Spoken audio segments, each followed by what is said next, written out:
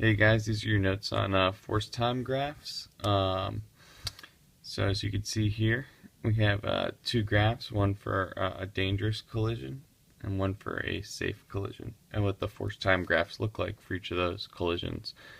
Force time graphs are where force is on the y-axis and time is on the x-axis. As you can see, for a dangerous collision, the graph looks kind of spiky. And for the safe collision, it looks more like a hump.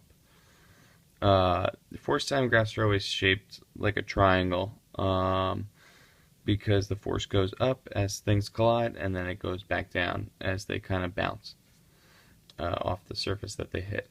So why does a dangerous graph look like a spike? Well, the spike represents that it's a really tall graph, meaning that's a large force. See, as the force over here is really high, but it's really thin also.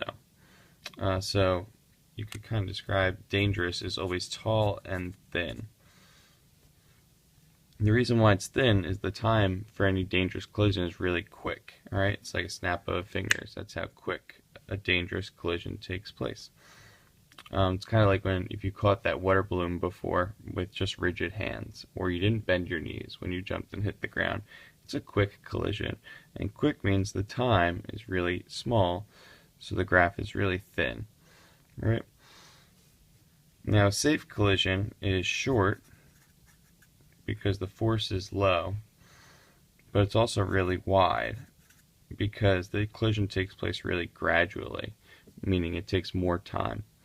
So this is a safe collision where the contact time is extended. It's where you bend your knees, or when you hit the ground and you jump, or if you caught that water balloon and kind of brought it into your body as you caught it. It takes more time, and it results in a wider force time graph. All right, so there you go. Write down larger force. That means tall. Smaller time. That means thin. And for safe, smaller force means short, and a longer time means wide.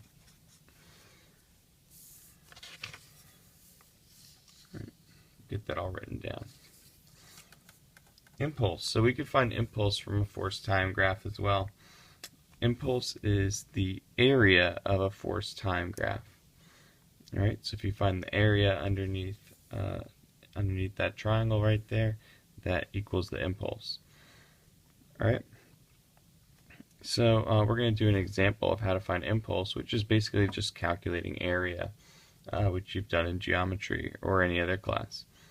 Right? So our formula for area of a triangle is a half times base times height. All right? So what's the base and what's the height? Well, the base is time, and the height is force. All right? So when we look at the base of that triangle, how long is that base? Well, the base ranges from 1.5 seconds to 2 seconds. All right?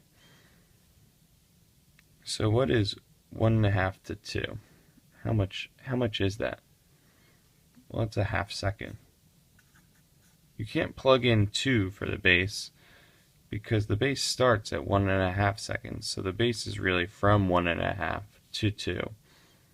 All right? So you would do 2 minus 1.5 would get you the base. All right? You can't just plug in the last time you see. And the height is how tall the triangle is, and that's the force. That's 10 newtons. All right, so your area is a half of 0.5 times 10. If you use your calculator, that's 2.5, and remember area is impulse, so it's NS is the unit. All right? Height is always really easy to find. It's just how tall the graph is. Just watch out when you find your base. You have to do subtraction before you plug in for your base, okay? So why don't you make a note of that?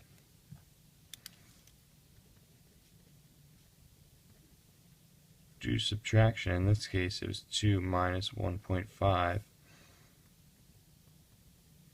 before you plug in for your base.